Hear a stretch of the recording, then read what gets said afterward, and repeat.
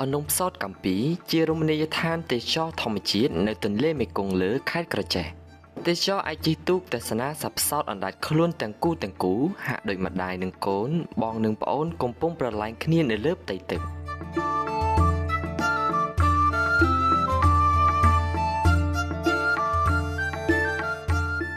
ដើម្បីទៅកាន់ទីតាំងមួយនេះ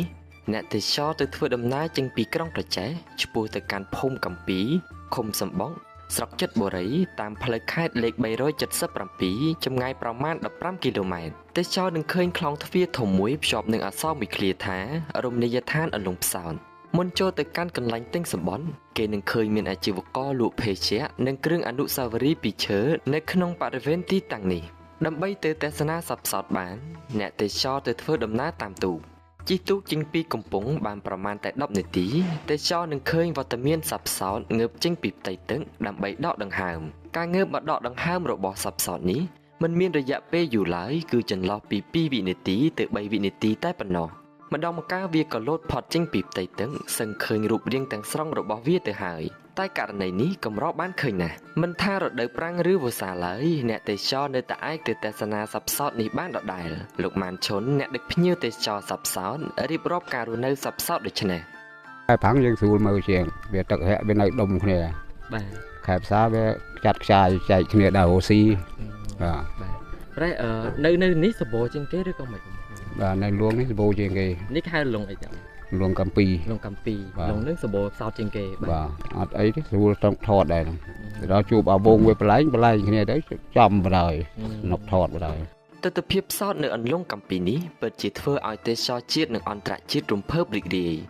កញ្ញាមូណាជាជនបរទេសមួយរូបមកពីប្រទេសហូឡុងដែលបានមកទស្សនាសត្វផ្សោតជាលើកដំបូងកញ្ញាមានអារម្មណ៍រំភើបជាខ្លាំងដែលបានមកទស្សនាសត្វផ្សោតទន្លេមេគង្គដែលជាប្រភេទសត្វកម្រនេះកញ្ញានិយាយដូចនេះI think this is one of the most famous places ខ្ញុំគិតថានៅទីនេះជាកន្លែងល្បីឈ្មោះបំផុតមួយដើម្បីទស្សនាសត្វផ្សោតពីព្រោះនៅឯប្រទេសខ្ញុំមិនមានវត្តមានវានោះទេ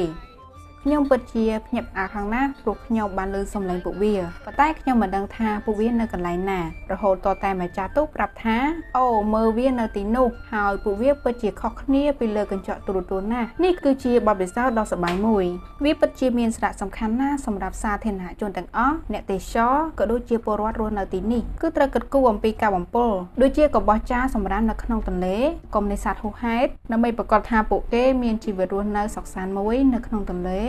នឹងបន្តជីវិតរស់នៅយូរអង្វែងទៀតសត្វផ្សោតទន្លេមេគង្គត្រូវបានចាត់ថ្នាក់ក្នុងបញ្ជីក្រហមរបស់អង្គការ IUCN ជាប្រភេទសត្វរងគ្រោះជិតផុតពូជបំផុតលទ្ធផលនៃជំរឿនសត្វផ្សោតទន្លេមេគង្គក្នុងឆ្នាំ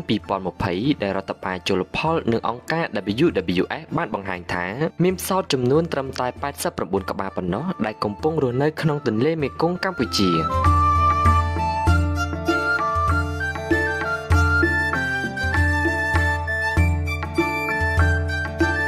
ជំរាបផងដែរថាចំពោះតម្លៃទូកវិញបែងចែកជា2ប្រភេទគឺសម្រាប់ភ្ញៀវជាតិម្នាក់ទៅ6នាក់តម្លៃ$50,000រៀលឯតម្លៃទូកភ្ញៀវអន្តរជាតិវិញគឺ$10សម្រាប់ភ្ញៀវពេញវ័យចាប់ពី1នាក់ទៅ2នាក់និងតម្លៃ